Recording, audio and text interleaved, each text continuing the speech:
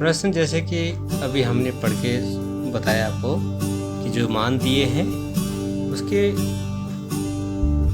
बगल में जो मान दिया है चर का, क्या यह संगत बहुपद का शून्यांक है।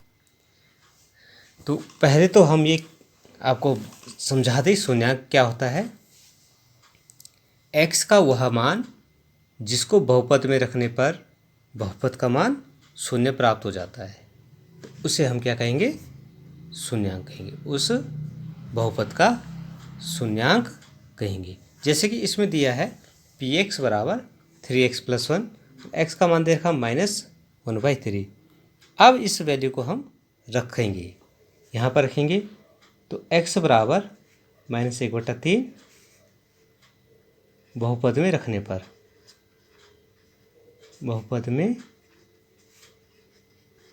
रखने पर, तो बहुपद में रखने पर अब हम इस बहुपद में जहाँ पर x है वहाँ पर -1/3 रख देंगे। तो देखिए -1/3 रखते ही हमारे पास अगर ये वैल्यू 0 आ जाती है तो ये इसका शून्यांक है, अदरवाइज ये इसका शून्यांक नहीं होगा। तो देखिए -1/3, तो ये हो जाएगा 3 × -1/3 + 1। अब तो देखिए ये हो जाएगा आपके पास -3 × 1 = -3/3। मैं डायरेक्ट भी काट सकता था, लेकिन कुछ बच्चे इसको नहीं समझ पाते, इसलिए मैंने गुणा कर दिया। अंश से अंश गुणा करेंगे, हर से हर गुणा करेंगे। तो ये अब 3 से 3 में भाग देंगे तो माइनस से एक बार जाएगा +1, तो कितना आ गया आपके पास, 0 आ रहा। 0 आ रहा, इसका मतलब बहुपद का मान जब 0 आ रहा तो ये x बराबर -1/3 जो है px का शून्यांक है। तो हम कह सकते हैं कि अतः x बराबर -1/3 बहुपद px का शून्यांक है। इस तरह से इन क्वेश्चंस को हम सॉल्व करेंगे। अब दूसरा ही प्रश्न ले लेते हैं।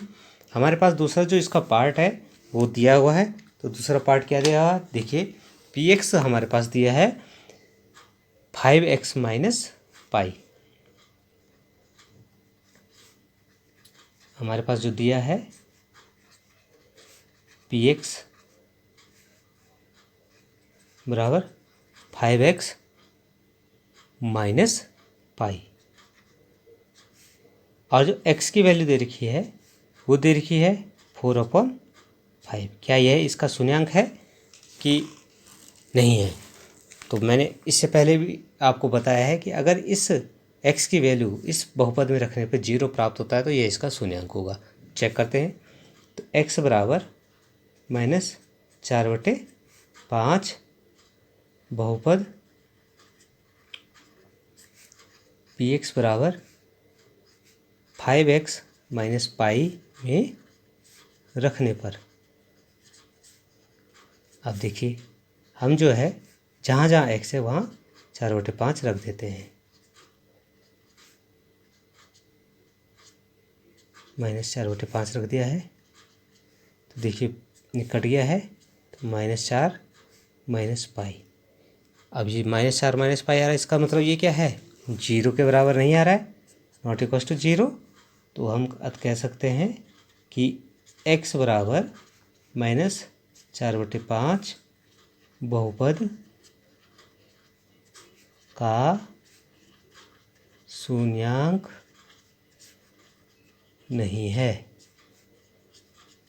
तो इस चीज़ को हम ध्यान में रखेंगे, क्या शून्यांक है क्या नहीं है।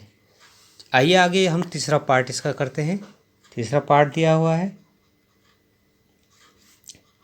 px बराबर x² - 1, और जो वैल्यू है x की वो हमारे पास दे रखी है, x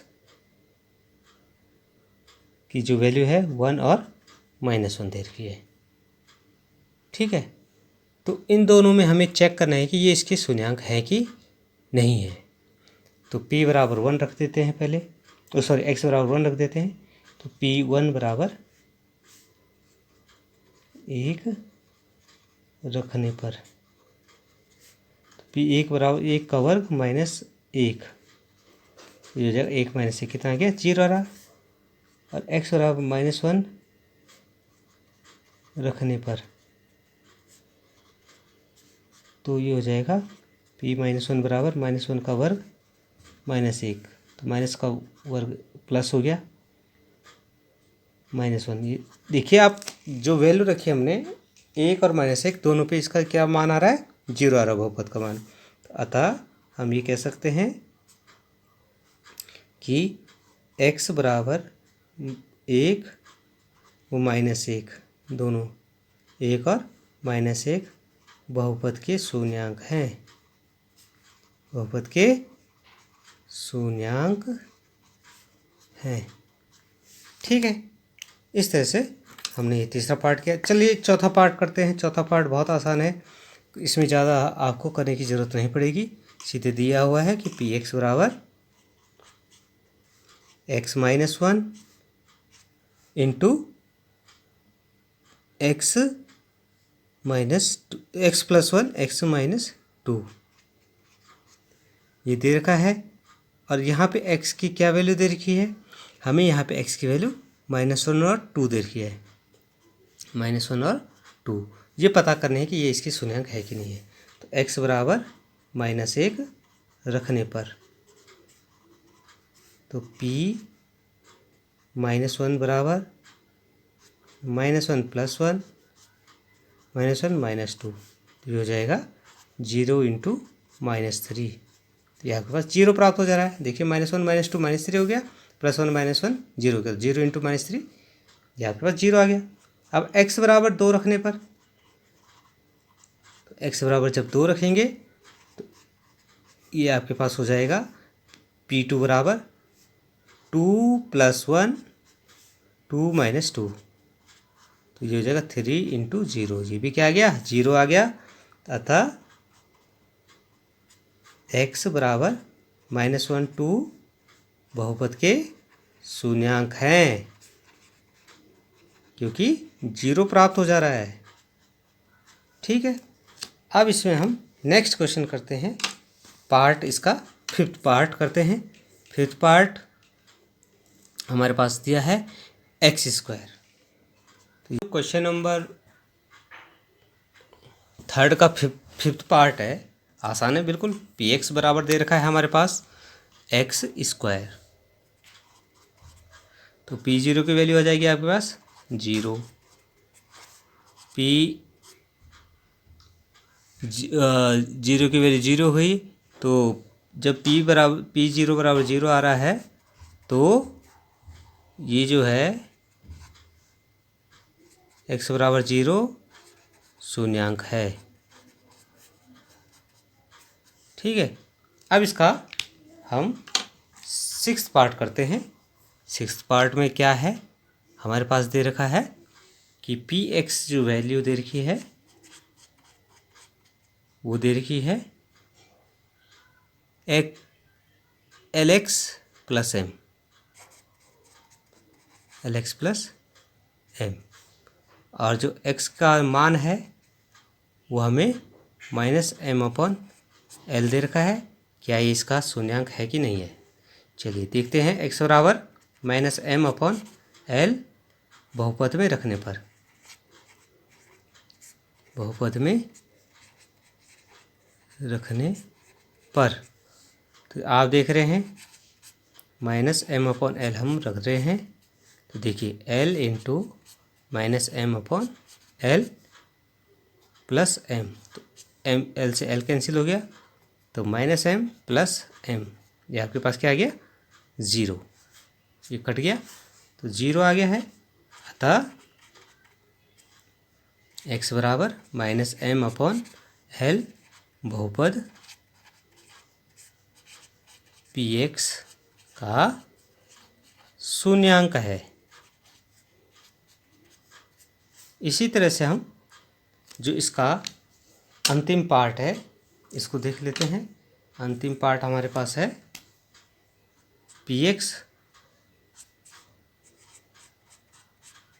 बराबर 3x² -1, 3x² -1। और x की वैल्यू क्या है, ये दे रखी है इसने कि -1/√3, 2/√3। लेटेस्ट चेक ये इसका शून्यांक है कि नहीं है। तो x बराबर -1/√3 रखने पर, तो आप रखेंगे इस वैल्यू को, तो -1/√3 ये वैल्यू रखी, तो हो जाएगा 3 × -1/√3 का स्क्वायर -1। तो आप इसमें देख रहे हैं 3 × -1 का स्क्वायर 1, √3 का स्क्वायर 3, तो ये कट गया, तो क्या आ गया 0। x बराबर 2/√3 रखेंगे,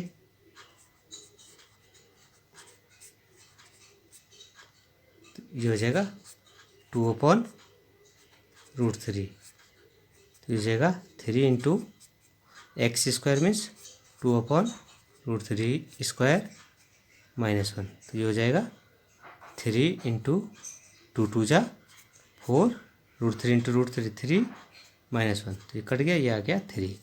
अतः x बराबर -1/√3 px का शून्यांक है। ठीक है, और x बराबर 2/√3 px का शून्यांक नहीं है। इस चीज़ को आप ध्यान रखेंगे।